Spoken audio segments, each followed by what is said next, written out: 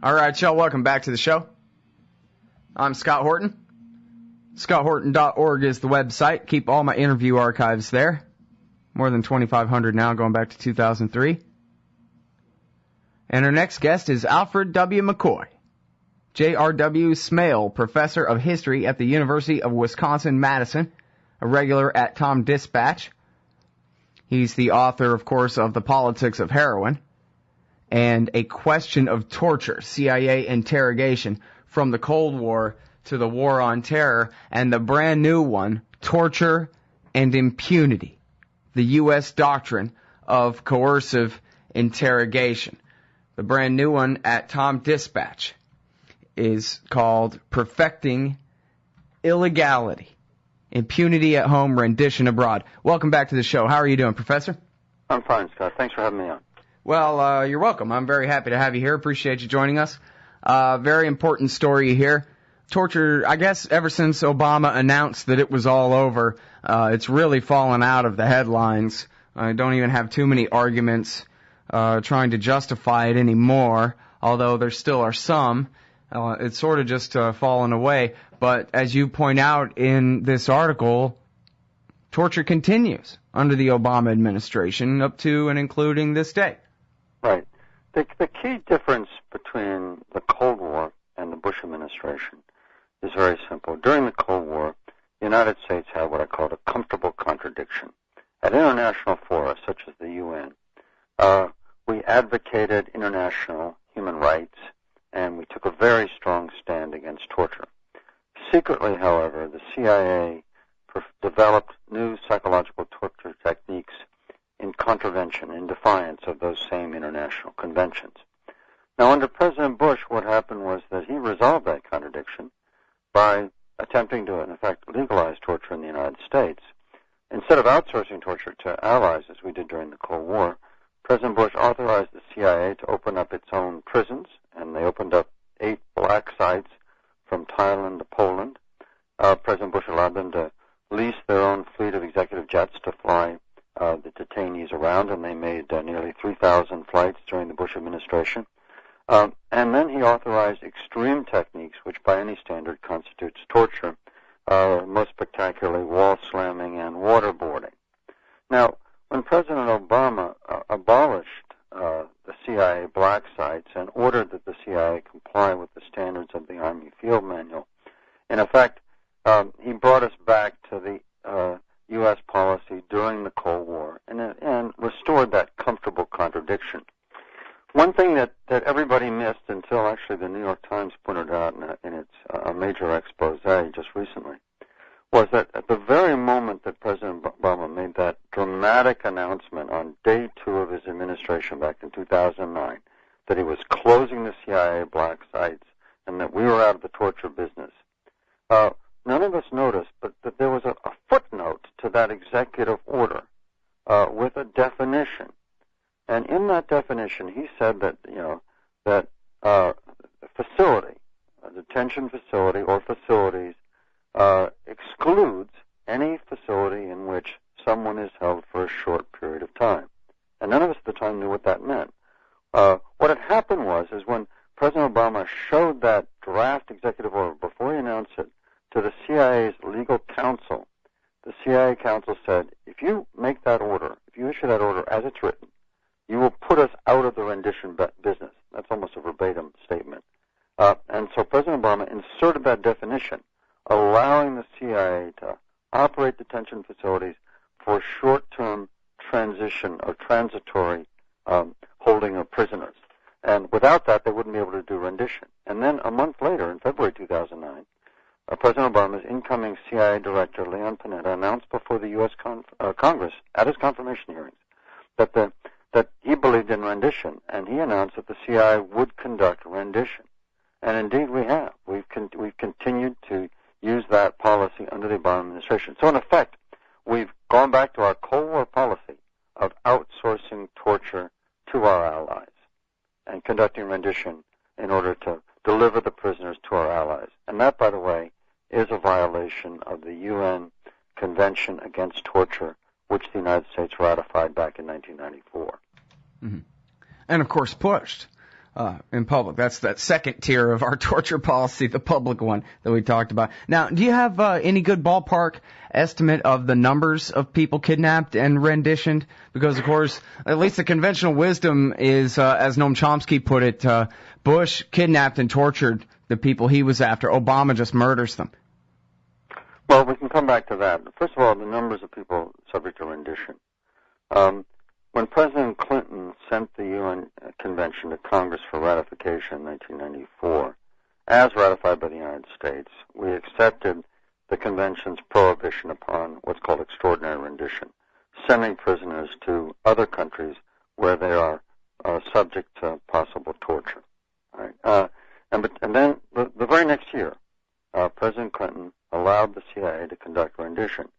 And between 1995 up until about 2001, the CIA director, George Tenet, stated that the agency had conducted rendition of 70 detainees. Under the Bush administration, we don't know the number. We know the number. We don't know the number of detainees, but we know the number of rendition flights, and it's in the area of about 2,600 flights by a fleet of some 24 leased executive jets operated by the CIA. And that involved ferrying prisoners from, let's say, Afghanistan to Guantanamo, or from a CIA black site in Thailand to a CIA black site in Poland. It also involved sending detainees to Middle Eastern prisons in places like Morocco, Syria, Uzbekistan, where they would be subjected to some perfectly horrible physical tortures. Now, under the Obama administration, we don't have good numbers. We know, for example, that the Obama administration has continued to operate the CIA sort of subcontracted site in Somalia, known as the Hole. And it's in the bottom of the Somali National Security Directorate in Mogadishu. And the CIA has been, since the Bush administration, snatching people all across East Africa, al-Qaeda suspects, and then flying them to Mogadishu, where they're turned over to the Somali security services. We pay for the prison. They operate it. We have full access to both the prisoners and the information that the torture interrogation might yield. So we know it's been going on. The other aspect of this outsourcing of torture and interrogation, of course, developed in the aftermath of the Abu Ghraib scandal in Iraq and Afghanistan. And as a result of that scandal, the U.S. forces stopped holding prisoners on their own as much as possible, and they began delivering the prison to the Iraqi police and military and the Afghan police and military. And U.S. forces in Iraq were under express orders that if you come across our Iraqi allies abusing detainees, you are not to do anything. And we now know from the WikiLeaks that the U.S. forces between 2004 and December 2009 encountered 1,365 instances of Iraqi forces abusing detainees and did nothing about it. Similarly, in Afghanistan, we began turning over all our detainees after the Abu Ghraib scandal to Afghan authorities. And the Afghan National Security Directorate, according to a UN report done just last year, practices systematic torture at all of its prisons across Afghanistan. And the UN offered some really chilling descriptions of the tortures being conducted by the Afghan authorities. And the U.S. is still turning over detainees to Afghan authorities.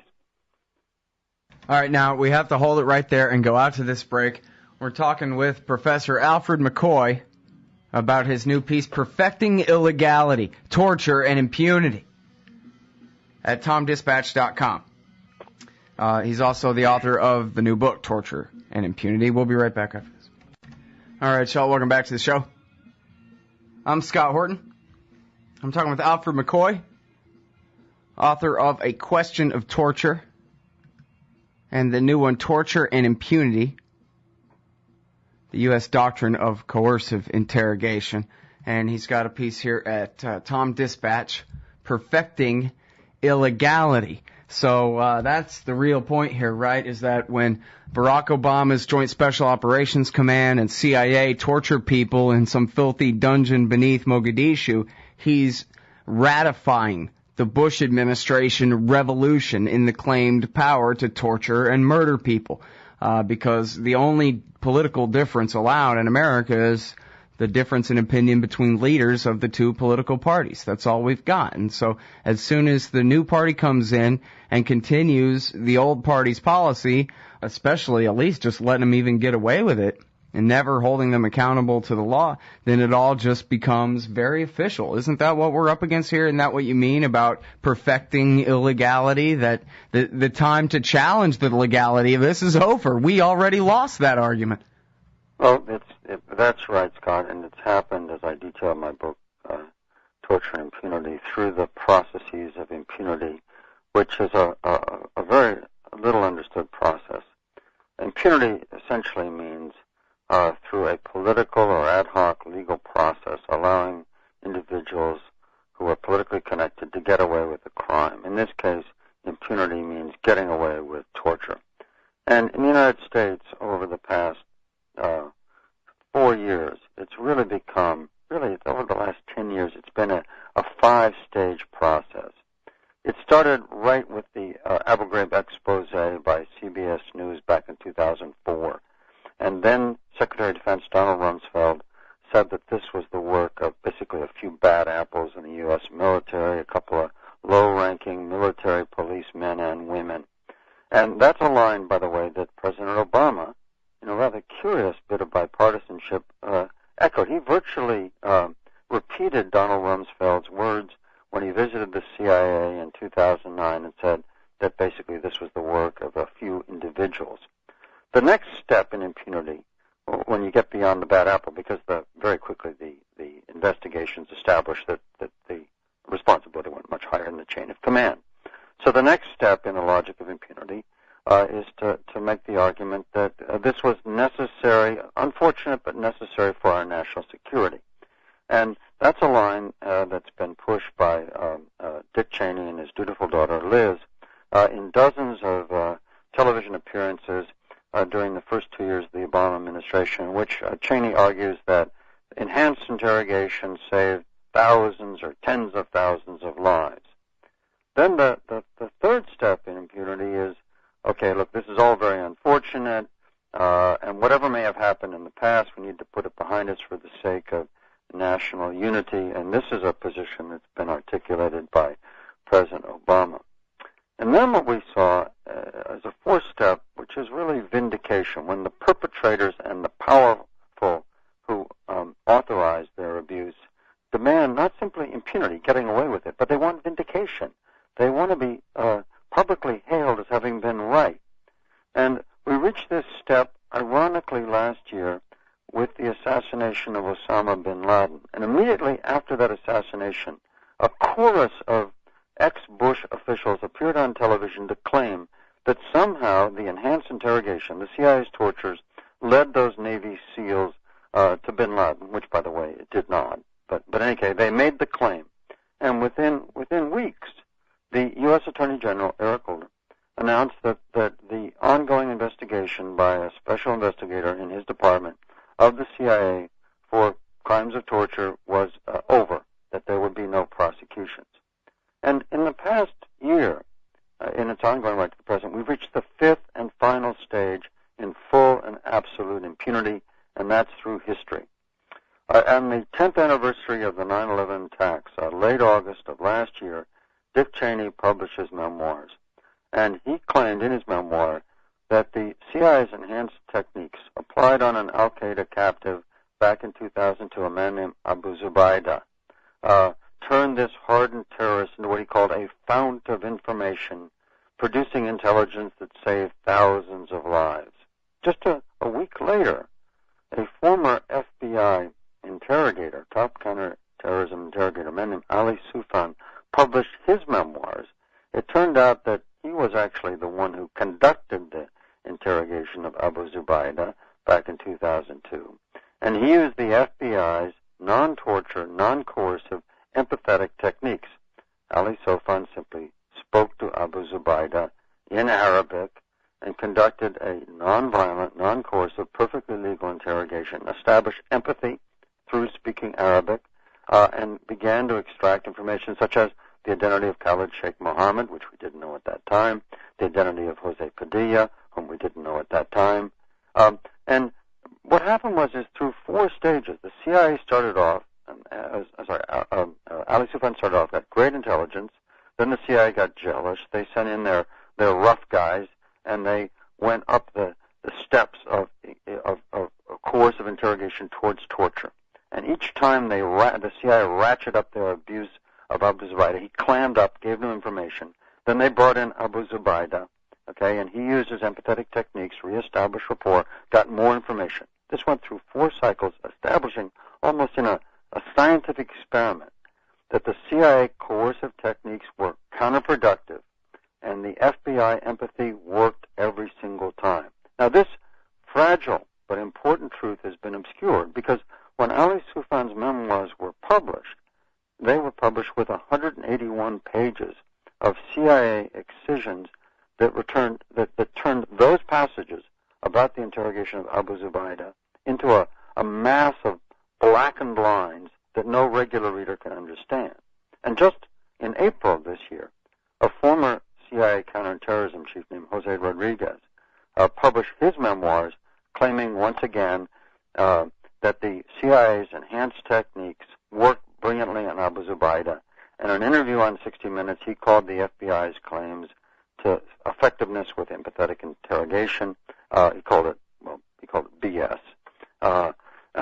And so what's happened is that as far as most of the American people are concerned, okay, that those techniques, although whatever they might have been, enhanced interrogation or torture, they worked, we believe. They were necessary for our national security, and therefore we have now achieved the state of full and total impunity. Good, which just means that from here we can expect this kind of thing to be more and more widespread. Well, actually, Scott, there is one kicker in the deal, all right? Because in a globalized world, and with the UN Convention Against Torture being a crime against humanity, many nations around the world, particularly European nations such as Spain and Belgium and Germany, recognize what they call universal jurisdiction, and we recognize in the United States for crimes against humanity. So any torturer who comes to the United States, even if they committed their crimes outside the United States, under the doctrine of universal jurisdiction or the Alien Tort Claims under U.S. law, we can prosecute that perpetrator for crimes done in another country against another foreign national. And the Europeans are even broader in this.